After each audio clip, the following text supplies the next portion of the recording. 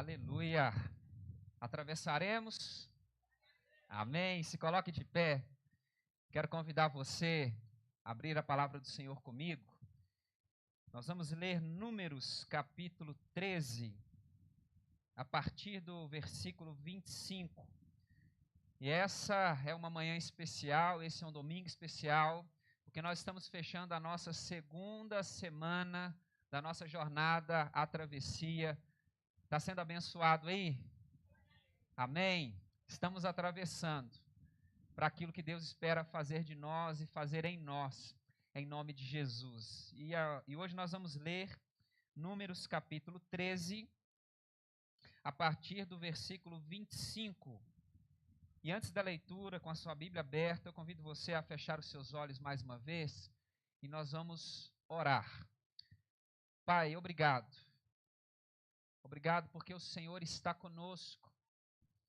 Obrigado porque o Senhor é um Deus bom, um Deus presente, um Deus fiel. Obrigado porque o Senhor tem nessa manhã mais uma porção, mais da tua palavra, mais do teu maná sobre nós. Porque nós queremos atravessar para aquele momento, para quem o Senhor preparou para nós. Sejamos então diante de ti terra boa, para aquilo que o Senhor está fazendo não seja desperdiçado. Nós te agradecemos, ó Deus, em nome de Jesus. Amém. Amém. Números capítulo 13, a partir do versículo 25, diz assim para nós: Depois de 40 dias, voltaram de espiar a terra. Vieram a Moisés, a Arão e a toda a congregação dos filhos de Israel em Cádiz, no deserto de Parã. Fizeram um relato do que tinham visto, a eles e a toda a congregação, e mostraram-lhes os frutos da terra. Relataram a Moisés e disseram: Fomos à terra a qual você nos enviou. De fato, é uma terra onde mana leite e mel, e estes são os frutos dela. Mas o povo que habita nessa terra é poderoso. As cidades são muito grandes e fortificadas. Também vimos ali os filhos de Anak. Os amalequitas habitam na terra do Neguebe. Os heteus, jebuseus, amorreus que habitam nas montanhas. Os cananeus habitam perto do mar e na beira do Jordão. Então Calebe fez calar o povo diante de Moisés e disse: Vamos subir agora e tomar posse da terra, porque somos perfeitamente capazes de fazer isso. Porém, os homens que tinham ido com ele disseram: Não podemos atacar aquele povo, porque é mais forte do que nós. E diante dos filhos de Israel, falaram mal da terra que haviam espiado, e disseram: A terra pela qual passamos para espiar é terra que devora os seus moradores. E todo o povo que vimos nela são homens de grande estatura. Também vimos ali gigantes. Os filhos de Anak são descendentes de gigantes. E éramos, aos nossos próprios olhos, como gafanhotos. E assim também éramos aos olhos deles. Amém. Amém. Você pode se assentar? Numa guerra ou num tratamento, muito importante, eu diria essencial, é saber contra quem ou contra o que estamos lutando, estamos lidando. Porque uma das grandes dificuldades, seja na guerra ou seja num tratamento, por exemplo, de uma doença, é a gente não saber o que ou quem está nos fazendo mal. É muito difícil, é muito doloroso, por exemplo, você estar num momento difícil, numa situação complicada, você consegue até perceber que algo está errado. você não tem mais energia, você não tem mais ânimo, as coisas não andam como antes. Você vai percebendo alguns sinais de que algo não anda bem. Mas é horrível você ver que o cenário está ruim, algo não anda bem, as coisas não funcionam como deveria, mas você não sabe dizer a causa disso. Você vê o sintoma. Por exemplo, a cabeça dói, você não tem energia, ou a confusão, a discórdia, a desarmonia, falta de dinheiro, confusão, gritaria. Você vê os sintomas. As coisas estão ali. O cenário está caótico, desconfigurado, seja em volta de nós ou no nosso próprio corpo. Seus pensamentos estão confusos. Você senta para fazer um trabalho, você senta para pensar uma coisa, você vai fazer uma tarefa, quando você percebe, você já iniciou 2, 3, 4 tarefas, todas estão pela metade, você já está numa quinta tarefa. E a sua mente vai divagando. Então, numa guerra, numa situação, num tratamento, é fundamental, é essencial saber aquilo que nos faz mal, ou saber quem está nos fazendo mal. Porque se nós não sabemos a causa, o que gera os problemas, digamos, o que está gerando os sintomas, nós vamos sair fazendo várias coisas. Tomaremos remédio para tudo quanto é tipo de coisa. Faremos isso, faremos aquilo. Um vai dizer assim, ó, você tem que fazer tal coisa, aí você vai lá e faz. Aí não dá certo. Aí outro vai falar, faça isso, faça aquilo. E a gente vai ficar gastando tempo, energia e só piora a situação. Então, uma coisa essencial para a gente conseguir avançar na nossa vida, resolver os nossos problemas, experimentar o que nós podemos viver de fato, é saber aquilo que nos faz mal. O nosso verdadeiro e maior inimigo. E foi justamente essa experiência pela qual Israel precisou passar. Israel precisou, no deserto, durante a sua travessia, encarar alguns inimigos, alguns obstáculos, algumas dificuldades. Muitos problemas que Israel enfrentou nessa travessia, muitas dificuldades, na verdade, elas eram apenas sintomas de um verdadeiro problema. Era apenas sombra do verdadeiro inimigo.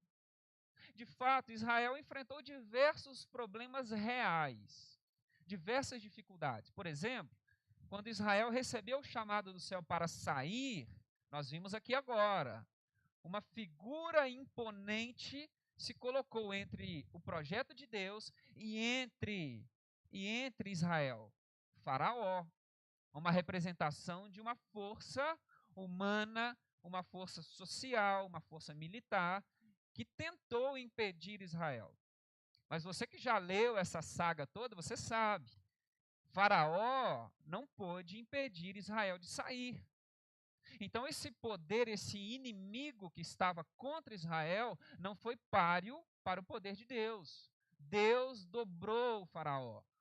Deus colocou o Faraó no seu lugar, afastou. Todo o seu poderio foi sendo desfeito.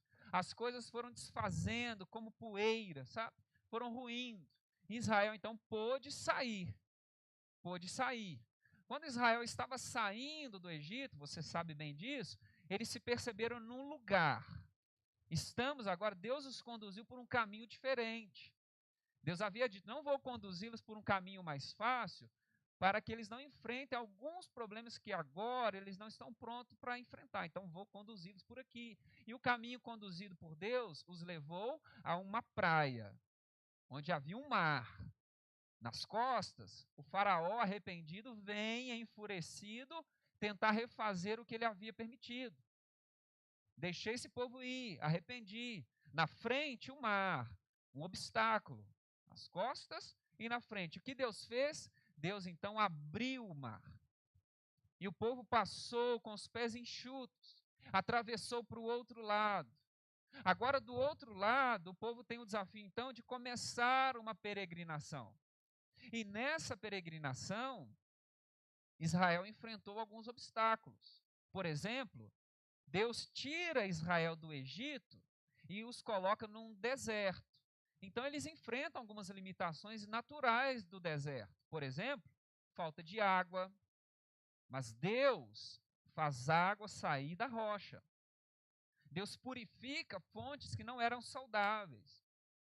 O povo precisava de comer. O que Deus fez? Mandou pão do céu, mandou aves do céu. Para quê? Para que eles pudessem se alimentar. Então, o obstáculo da sede, da fome, Deus supriu. O povo precisava também de direção, estão num deserto. Deus não quis que eles fossem por um caminho comum. Vocês irão pelo caminho que passa pelo Mar Vermelho, que atravessa o deserto. O que Deus fez? Deus trouxe uma nuvem durante o dia para protegê-los do calor e para os guiar. A nuvem guiava o povo. Uma vez que a nuvem estacionava, o povo parava de caminhar. A nuvem começa a se mover, o povo levantava o acampamento e ia em direção à direção que Deus estava dando. De noite, o problema do frio e da insegurança. O que Deus faz?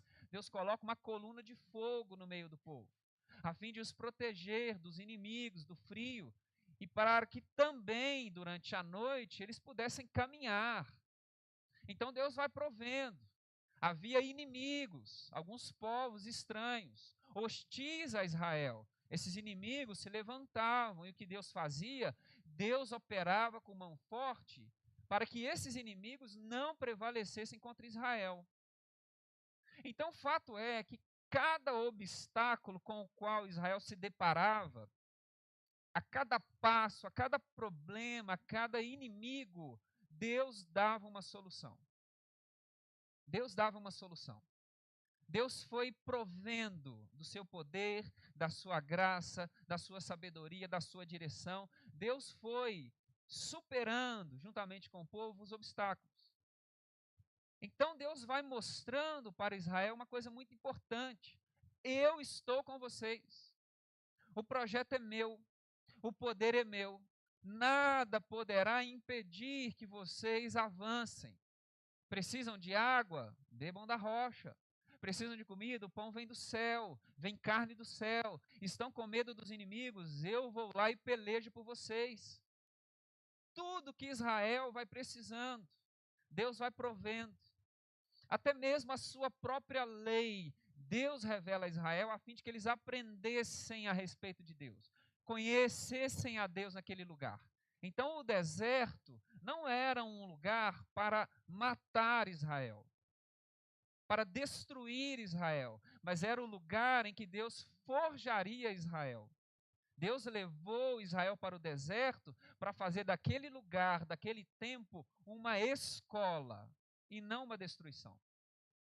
E foi justamente no deserto que Israel precisou encarar o seu maior inimigo. O seu maior inimigo. Todos esses obstáculos foram superados. Mas volta e meia, Israel precisava encarar o inimigo que prevalecia contra Israel. Havia um único inimigo capaz de destruir Israel, capaz de impedir Israel de viver os planos de Deus. Sabe qual era o grande inimigo de Israel? O próprio Israel. O nosso maior inimigo somos nós mesmos. O meu maior inimigo sou eu. A pessoa que pode verdadeiramente sabotar os planos de Deus para a minha própria vida, sou eu. Não são as coisas externas, não são as pessoas, as circunstâncias, as dificuldades. Mas é quando falta em mim o que é necessário, aí sim eu me torno inimigo. E o que Israel precisou fazer é encarar a si mesmo no deserto. E aprender a viver de uma forma que se superasse, a fim de que pudesse viver o sobrenatural de Deus. E por que Israel era o seu próprio inimigo? E o que isso significa? O que Israel estava enfrentando, na verdade?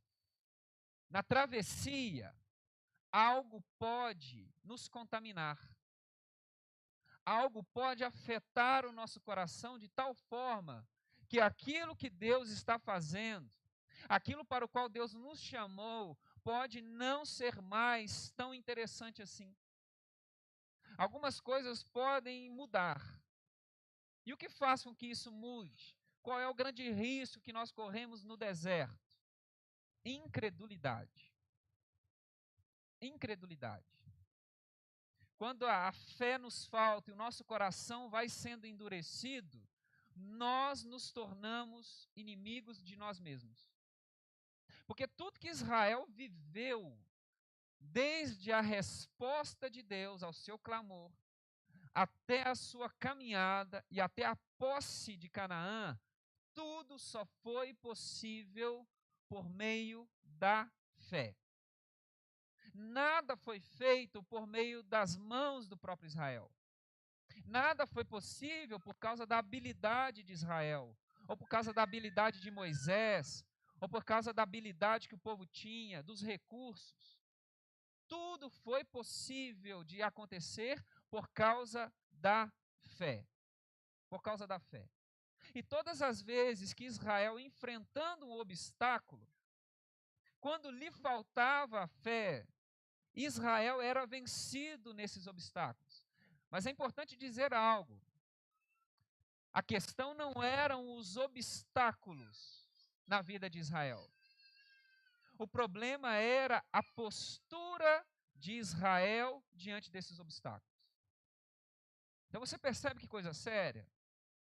Deus vai mostrando progressivamente a grandeza do seu poder. Deus fez coisas extraordinárias, grandes, magníficas. E diante de cada novo problema, manifestava-se o coração duro de Israel. Então, o grande inimigo, a grande dificuldade que Israel tem diante de si, não são esses obstáculos específicos que surgiram, ou que surgiriam na caminhada, mas era o coração duro. O coração duro diante daquilo que Deus estava fazendo. Deus veio fazendo várias e várias coisas. E esse texto que nós estamos lendo aqui, Números capítulo 13, representa bem as consequências terríveis da incredulidade na nossa vida e até mesmo na vida das pessoas que estão perto de nós. Sabe por quê? A incredulidade, Jesus vai nos advertir a respeito disso. A incredulidade, ela é como um vírus. É como um vírus. Jesus estava andando com seus discípulos, fazendo sinais, e depois da multiplicação de pães, feito algo extraordinário. Perceba, Jesus multiplicou pães, então ele convida os discípulos a entrarem no barco com ele e atravessarem para o outro lado. Na travessia, os discípulos que só haviam levado um pão estavam apavorados. Jesus multiplicou pão para milhares de pessoas. Eles entram no barco, tá? Multiplicou pão. Vamos atravessar? Vamos. Alguém abre a sacola e esquecemos de comprar pão. E agora, o que a gente vai fazer? Jesus acabou de multiplicar pão. E os discípulos entraram no barco e estão discutindo, preocupados, murmurando, porque só tem um pão, nós somos 12. Aí Jesus olha para eles e fala algo muito sério. O que acontece aqui? Cuidado com o fermento dos fariseus, que estavam na cena anterior inquirindo Jesus, pedindo de Jesus um sinal para que pudessem crer. Jesus veio dando sinais, sinais, sinais. E os fariseus estão o quê? Quero mais um, quero mais um, quero mais um. Dá um sinal, faz outro, faz outro. Dando desculpas para si para não crer. E o que Jesus está dizendo para os discípulos? Cuidado, porque incredulidade é como um vírus. Contagia, contamina, adoece pessoas que estão perto. Um incrédulo adoece um grupo. Jesus está falando a respeito disso. E o que está acontecendo aqui na experiência de Israel? Israel está se contaminando por causa de incredulidade de alguns. Perceba, eles saíram do Egito, começaram a caminhada. E onde eles estão aqui? Depois de pouco tempo, eles estão agora estacionados na região de Parã, às portas de Canaã, perto de Canaã. E desse lugar estratégico, estão nas portas de Canaã. Então perceba, eles foram caminhando, e estacionaram ali, na porta de Canaã. Qual era a orientação de Deus a Moisés? Moisés, pegue um representante de cada uma das 12 tribos e os envie à terra. Para quê? Para que eles espiem a terra, para que eles possam contemplar o que Deus preparou para nós, para que eles vão lá, tracem as estratégias, se preparem, sejam visionários, estejam lá, sejam cheios da esperança, percebam que Deus está preparando para que eles voltem e conduzam comigo esse povo para essa terra. É nossa. Deus já nos trouxe aqui, estamos às portas. Pouco tempo do Egito até Parã. E eles vão então e passam 40 dias espiando. 12 pessoas vão para lá. 12. Um de cada tribo. Eles vão olhando a terra, as belezas, as frutas, terra boa e tal. Vão para lá. 40 dias depois, essa equipe volta. 40 dias depois. Sabe qual é o resultado? Incredulidade. Incredulidade. Perceba que coisa séria é isso. Quando esses espias voltam, de 12, 10 vão dizer o seguinte: Moisés é louco. A terra realmente é muito boa. Mana leite e mel mesmo. É frutífera, é grande, arejada, tem muitos frutos. A gente até trouxe frutos da terra. Nós olhamos, realmente, a terra é tudo isso mesmo. Só que a terra não é para nós. Lá há gigantes, há obstáculos, cidades fortificadas, há inimigos lá. E se nós ousarmos pisar nesse lugar, atravessar as fronteiras, nós seremos destruídos. Nós seremos destruídos. Aí Josué e Caleb, como você sabe bem, vai fazer calar essas pessoas. Ei, acordem. A terra é nossa. Deus deu uma palavra para nós. Vocês se esqueceram? Vocês se esqueceram que nós éramos escravos de Faraó, o maior império conhecido até então? O ser humano mais poderoso da terra ruiu. O maior sistema da terra ruiu.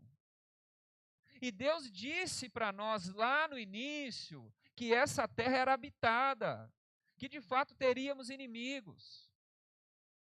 Os mesmos que vocês viram, Deus já havia dito para vocês, tudo está saindo exatamente como Deus disse. Então vamos, possuamos a terra, é nossa, Deus preparou para nós. Parem com isso. Mas aí o que o texto diz? Eles insistem nisso. Não, nós seremos destruídos. Não dá. Não dá. Se nós pisarmos lá, nós seremos destruídos. Eles falam de novo: a terra é recheada de gigantes, de pessoas poderosas. E aí aparece no final desse texto, versículo 33. Perceba que coisa interessante. Eles vão dizer: lá tem gigantes. E nós éramos, aos nossos próprios olhos, como gafanhotos. Como gafanhotos. Aqui está o problema de Israel. Estão na porta de Canaã. E o que eles fazem? São seduzidos, contaminados pela incredulidade. E o que acontece? Esse relatório vai inflamar a comunidade. vai inflamar o povo. As pessoas começam a ficar apavoradas, começam a chorar, começam a gritar, ficam desnorteadas e começam a quê? A murmurar. Começam a murmurar. A incredulidade vai gerando medo, vai gerando insegurança, murmuração, saudosismo, a ponto de falarem, como vem ao longo do deserto falando, seria melhor se nós tivéssemos morrido no Egito. Ou seria melhor se tivéssemos morrido no próprio deserto do que estar aqui agora e enfrentar essa situação. Seria melhor estar lá, lá era melhor, aquele tempo era melhor. Então você percebe, eles eram escravos no Egito, sofriam, a vida era amarga, mas quando a incredulidade entra na mente, ela distorce até mesmo as memórias. E a gente fica nesse saudosismo, naquela época era bom, lá que era bom, daquele jeito que era bom, isso não vai dar certo. E a gente começa a dar desculpas. A gente começa a se esquivar. O novo de Deus está na frente, mas como nós estamos com o coração duro, ou a gente cai no medo, ou a gente vai para a insegurança, para o saudosismo, para a murmuração. E Israel faz o quê? Fala mal daquilo que Deus preparou para eles. Ao nível da situação. Israel falando mal do projeto de Deus. Esse é o resultado da incredulidade. Quando nós não conseguimos ver o que Deus está fazendo. E o resultado é que toda a comunidade se inflama. As pessoas ficam apavoradas e querendo voltar. De todo jeito, tudo confuso.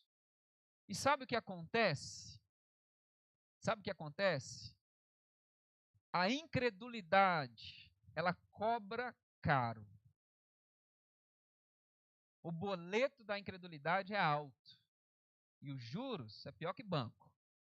Vai só acumulando, vai só nos atrasando. Sabe por quê? Deus se inflama com essa situação. Deus olha para essa situação e questiona o povo. Questiona, por que vocês estão contendendo contra mim? Murmurando contra mim, falando mal das coisas que eu estou fazendo, questionando a minha soberania, a minha autoridade, a minha sabedoria, o meu amor, o meu controle. E sabe o que vai acontecer com essas pessoas?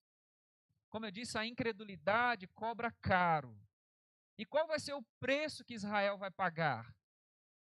Deus vai dizer a Moisés: diga a esse povo o seguinte, que a consequência da incredulidade desse povo, então lembrem-se, eles saíram do Egito, estão, depois de pouquíssimo tempo, em Parã, às portas de Canaã, era só entrar. Por causa disso, cada um desses 40 dias se tornará para vocês 40 anos.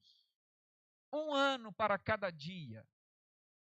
Vocês espiaram a terra por 40 dias. Então agora vocês vão peregrinar por 40 anos. 1 dia para cada ano.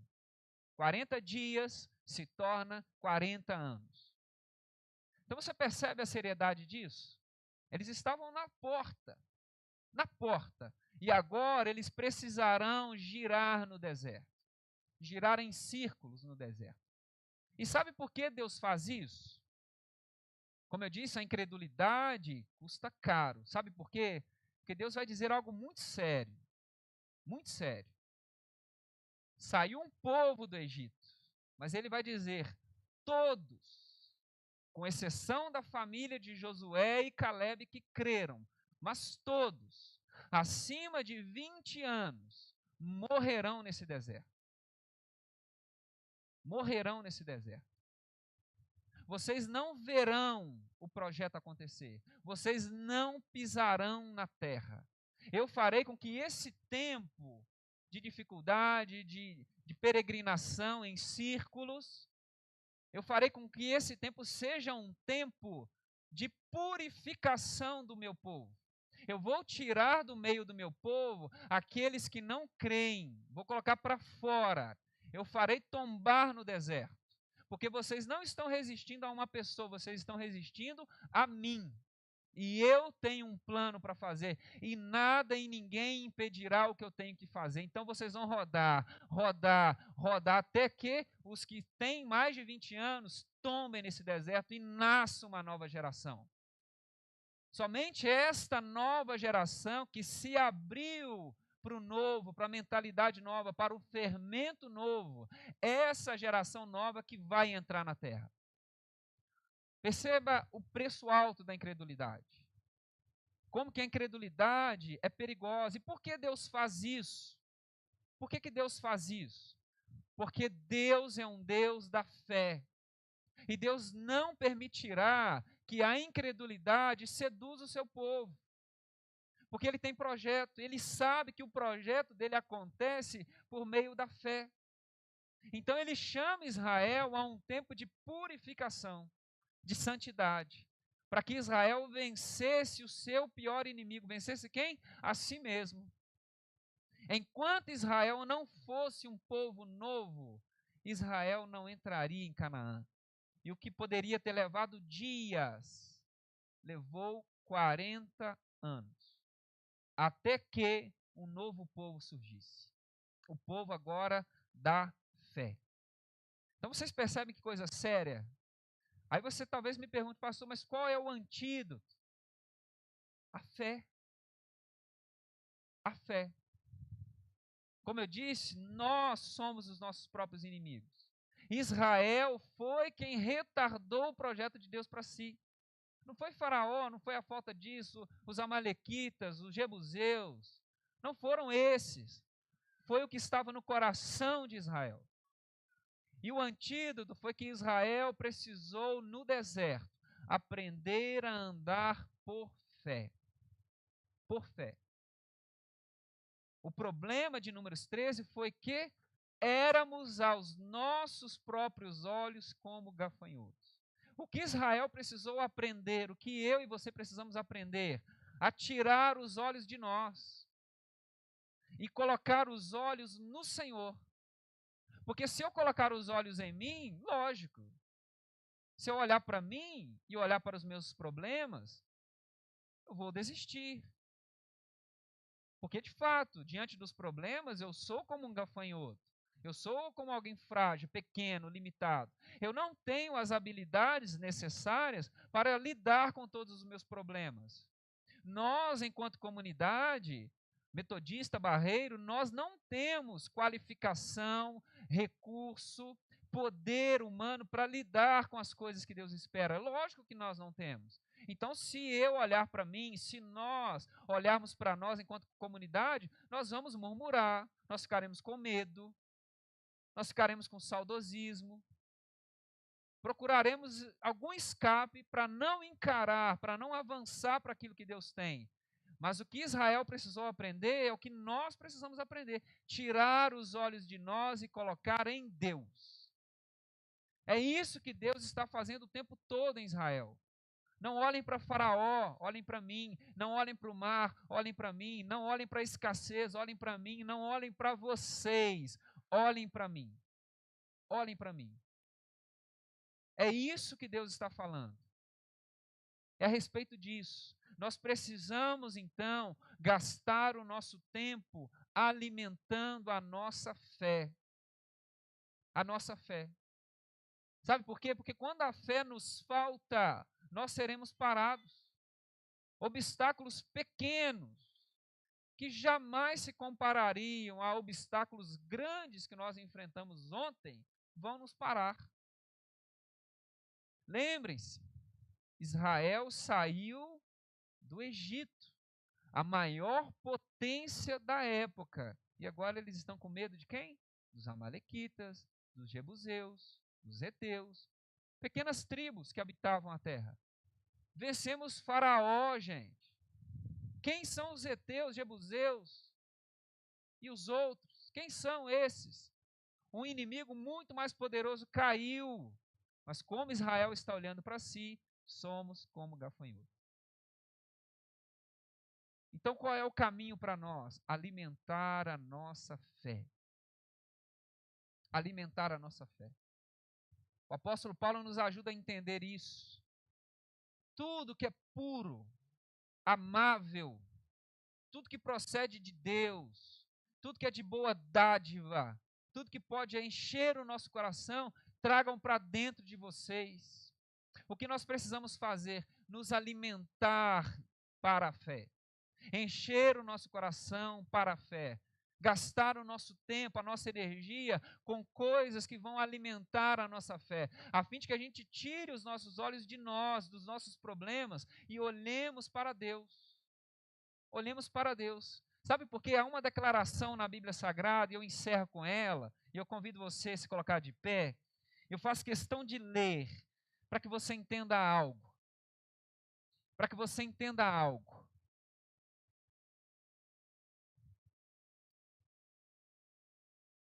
Deus tem um projeto para nós. Para você enquanto pessoa, para a sua família, para esta comunidade, para este mundo. Deus tem um projeto. E Ele está operando para a realização desse projeto. Deus é o maior interessado em fazer algo em relação a esse projeto. E sabe o que Ele vai dizer para nós? Preste atenção nisso. Em relação a esse projeto que Deus vai consumar. Que diremos então à vista destas coisas? Se Deus é por nós, quem será contra nós? Aquele que não poupou seu próprio filho, mas por todos nós o entregou, será que não nos dará graciosamente com ele todas as coisas? Quem tentará acusação contra os eleitos de Deus? É Deus quem os justifica. Quem os condenará? É Cristo Jesus quem morreu, ou melhor, quem ressuscitou, o qual está à direita de Deus e também intercede por nós. Preste atenção nisso. Quem nos separará do amor de Cristo? Será tribulação, angústia, perseguição, fome, nudez, perigo ou espada? Como está escrito, por amor de ti, somos entregues à morte continuamente. Fomos considerados como ovelhas para o matadouro. Em todas as coisas, porém, somos mais que vencedores por meio daquele que nos amou. Porque eu estou bem certo, perceba isso, porque eu estou bem certo, preste atenção nisso, de quem nem a morte, nem a vida, nem os anjos, nem os principados, nem as coisas do presente, nem do porvir, nem os poderes, nem a altura, nem a profundidade, nem qualquer outra criatura poderá nos separar do amor de Deus, que está em Cristo Jesus, nosso Senhor. Quem nos separará? Quem impedirá o agir de Deus? Não existe coisa capaz disso. Então o que nos cabe? Crer. Deus já nos garantiu, Ele está conosco. Ele está conosco. Não há poder que seja páreo para parar a ação de Deus. Então, creia. Creia. Não olhe para você, olhe para Ele. Creia, a fim de que você não sabote o novo de Deus, a fim de que não seja você cair no deserto e ver as coisas acontecendo, mas participe do novo de Deus. Participe do novo de Deus. Se você deseja fazer isso, feche os seus olhos. Feche os seus olhos. Comece a orar. Comece a orar, comece a agradecer a Deus. Só você sabe dizer se você tem andado por fé ou se por vezes o seu coração é assaltado pela incredulidade. Mas Deus deseja completar a boa obra que Ele começou na sua vida, na sua história. Então ore, comece a orar. Nós estamos fechando hoje a segunda semana. Retaliações acontecerão. Obstáculos estarão diante de nós. Mas basta crer. Você é o seu único e maior inimigo. Não deixe que a fé lhe falte. Não deixe que a fé leve você a girar em círculos, para que você caia no deserto. Não permita isso. Encare o seu maior inimigo. Enche o seu coração das coisas de Deus. Busque do alto. Enche a sua mente, o seu coração preencha o seu tempo com as coisas do céu, para que você cresça na fé. A fé vem pelo ouvir e ouvir a palavra de Deus. Ouça, acolha a palavra de Deus, deixa a palavra gerar fé no seu coração. Satanás não pode impedir você de caminhar. Ninguém. Você é o único e maior responsável pelo que Deus vai fazer na sua vida. Quem nos separará? Quem? Ninguém pode impedir o agir de Deus. Pare de culpar as pessoas. Pare de culpar os momentos, as crises, os governos, os líderes. Pare de culpar. Abra o seu coração para a fé. Abra o seu coração. Deixa o Espírito Santo ministrar sobre você, sobre a sua casa. Em nome de Jesus, ore, ore, ore, ore. Preencha o seu coração. Vá pedindo, Senhor, vai enchendo o meu coração.